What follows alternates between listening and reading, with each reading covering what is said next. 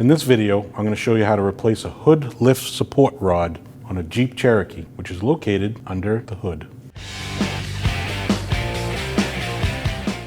After you raised your hood, you want to support that with some sort of rod or stick, anything that's going to hold that hood from coming down, because once you take your lift piston down, the hood's going to want to come down, so you want to support that.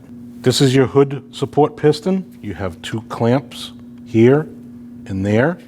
You can take a pick tool, pry out, pull the piston towards you, and unclip it.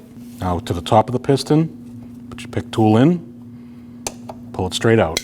Take your piston, push it onto the ball, wait for that little click, come down to the bottom, same thing, listen for your click, and you're good to go. When only the best will do, demand TRQ. The only company that lets you view before you do. TRQ is committed to offering the highest quality aftermarket auto parts that are engineered for peace of mind. Thanks for using and viewing with TRQ.